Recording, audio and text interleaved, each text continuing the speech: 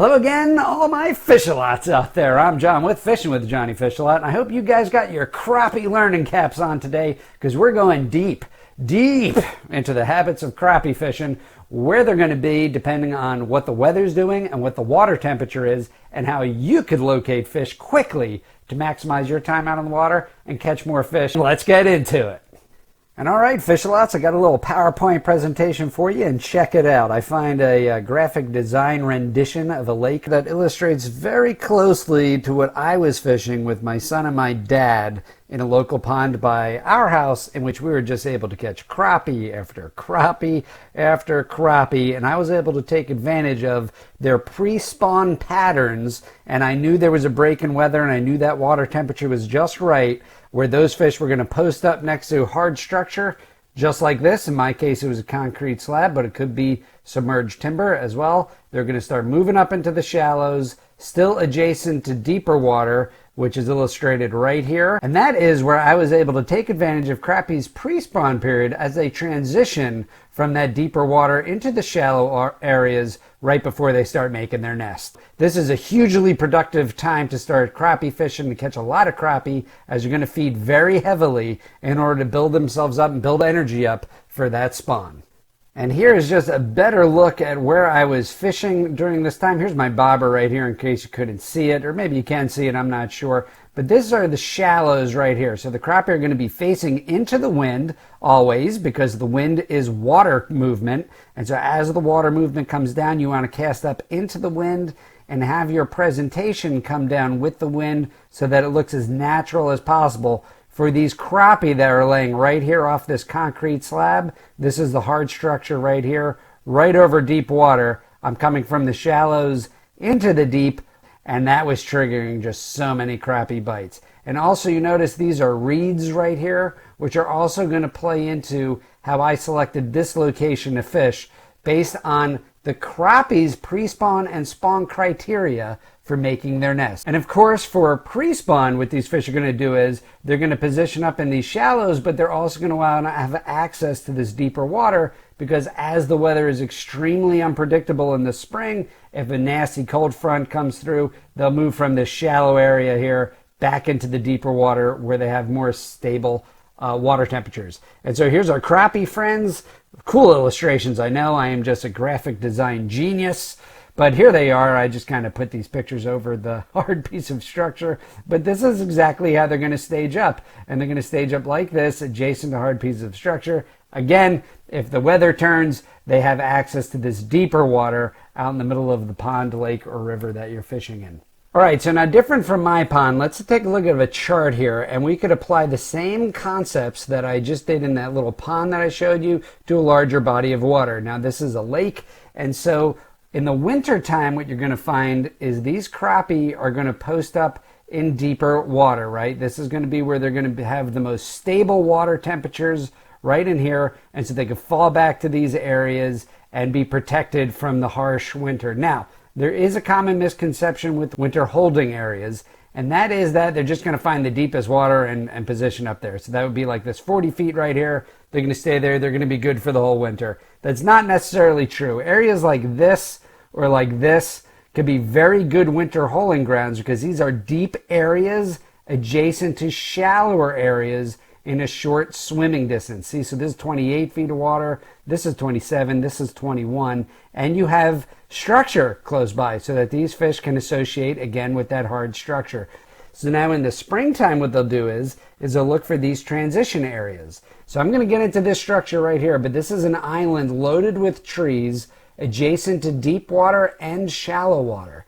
This is absolutely a great spot if you're looking for crappie in a pre-spawn transition zone, because they have the hard structure that they're going to be looking for. This is trees here again, so you're going to have submerged timber here. You're going to have deep water adjacent to shallow water. So on warmer days, they could push up into these back bays or these ponds and take advantage of some feeding and some warm water. And then, of course, they're close enough where if the weather turns, like unpredictable spring weather, of course, can. How many of you guys experience snow on Easter? Am I right?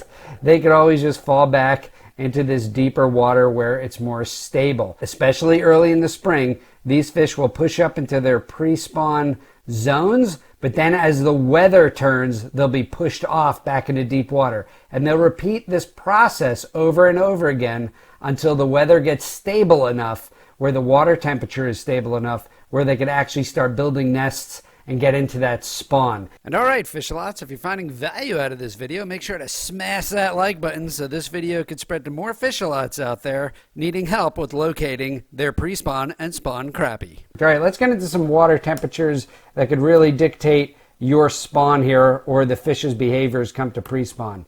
So 38 to 50 degrees is pretty much where your pre-spawn transition zones are going to occur. And again, these transition zones are going to be these right here, where you have deep water adjacent to shallow water. These fish just aren't going to push up into these back bays in these shallow waters and start breeding or start making their nests.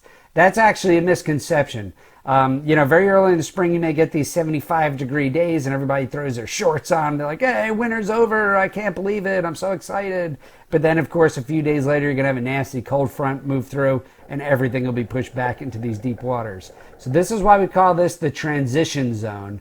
And this is going to be where they have access to deep and shallow water at the same time. Next, you're going to have 50 to 60 degrees. This is going to be your more stable temperatures, where those crappie are really going to start moving into their pre-spawn spawning sites. They're not going to be building the nest quite yet, but they're going to be moving into those zones and they're going to be staying there longer periods of time. I call it the weather breaks, right? So at some point in the spring, you realize it's not going to really get cold for very long anymore. You're in that warming trend. The water's going to continue to warm. Those fish know it, and those fish are going to position themselves accordingly. So in 55 to 60 degrees, crappies are going to start building their nests adjacent to those structures that we just talked about. It could be submerged timber, docks, reeds. In my case, it was a concrete slab, and we're getting into that a little bit more in the presentation. And then above 60 degrees, you can expect those crappies to be spawning. Now, in my opinion, I actually don't like to fish for fish when they're spawning. Those fish need all the energy they can. That's why they spent the pre-spawn loading up on calories, saving up all their energies to protect their eggs and to protect their new crappie. And so if you just leave those fish alone, you'll have more crappie to catch next year. And now let's take a look at satellite imagery. So this is going to be the same exact image as this right here, this island right here. So you can tell this is going to be the deeper water, and this is going to be all your trees here. So you can tell you're going to have submerged trees right here, submerged trees all in here, and this is going to be ideal for that transition zone. Now here's something else to take a look at. This is sand right here. So this island has sand. You can see these are sand embankments here. It's a pretty safe bet. Here's sand here. It's a pretty safe bet that these are sandy bottoms here. That is ideal for crappie spawning. So this is really a great spot to begin fishing for crappie in that spring transition. They're going to be coming off from the deeper water out in the main lake, and they love building their nests in sand and mud. Those are the two bottom structures that you're really going to look for. This is unlike bass, who like building their beds in gravel. We're not talking about gravel here, we're talking about sand. That's what crappie enjoy. Crappie are not bass.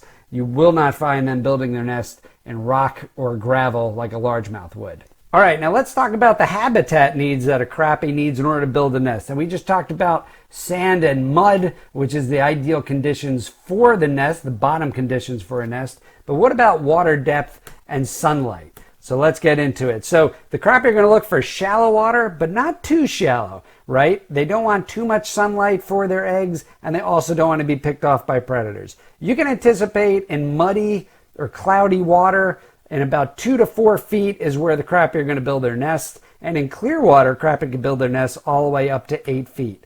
And again, the reason for this is the crappie need adequate sun so that the eggs and the baby fish are comfortable and they grow nice and healthy. And of course, we're talking about the structure. They're going to be in their flooded timber, the long stem reeds, brush piles, concrete slabs, whatever. They're going to build that nest adjacent to that structure. Watch those babies like hawks. And all right, Fishalots, now that you know how to find the crappie, next up, of course, is how to catch the crappie. So click on this end card right here, where I talk about the specific tactics, including rods, reels, and lures that can help you catch more fish and maximize your time out on the water.